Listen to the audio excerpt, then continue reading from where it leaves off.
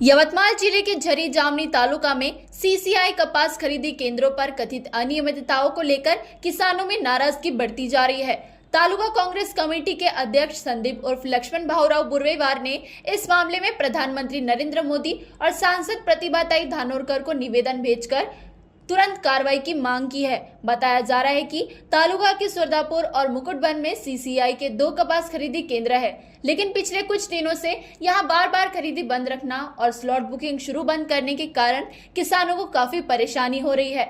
20 February से 8 मार्च के beach कई दिनों तक खरीदी बंद रही और लगभग 25 दिनों में केवल 16 दिन ही खरीदी हो सकी है, जिसमें दोनों दिन मिलाकर करीब 7,885 क्विंटल कपास की खरीदी की गई। किसानों का आरोप है कि कई बार कपास खराब है कहकर उनका माल वापस भेज दिया जाता है। इस मामले में 2 दिनों के भीतर समाधान नहीं होने पर किसानों की ओर से रास्ता रोको आंदोलन या भूख हड़ताल करने की चेतावनी भी दी गई है। इस बीच सांसद प्रतिभाताई धानोरकर ने दिल्ली से सीसीआई अधिकारियों से फोन पर चर्चा कर स्लॉट बुकिंग शुरू करवाने का प्रयास किया, जिससे किसानों को कुछ राहत मिली है।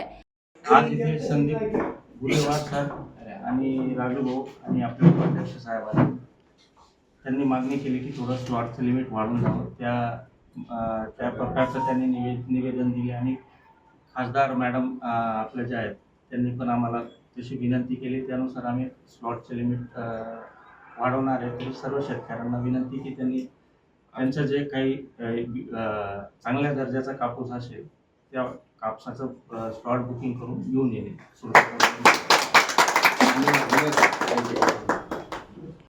आज आम्ही तहसीलदार साहेबांना निवेदन देऊन सीसीआई झरी मुकुटबन सुरदापूर केंद्राचे प्रमुख पाटील साहेब यांच्याशी आम्ही स्लॉट बुकिंग बाबत चर्चा केली असता माननीय खासदार प्रतिभाताई धानोरकर यांच्याशी फोनवर पाटील साहेबांनी चर्चा केली आणि आम्हाला आश्वासन दिलं जे 600 क्विंटलचं प्रतिरोधचं जे स्लॉट आहे ते 1200 क्विंटल असं वाढवून देऊ आणि प्रति दिवस स्लॉट 15 तारखेपर्यंत चालू ठेवू असं आम्हाला पाटील साहेबांनी जास्तीत जास्त वाढवून देऊ अजून 1200 पेक्षा असं सुद्धा आश्वासन पाटील साहेबांनी आम्हाला आश्वासन दिलं।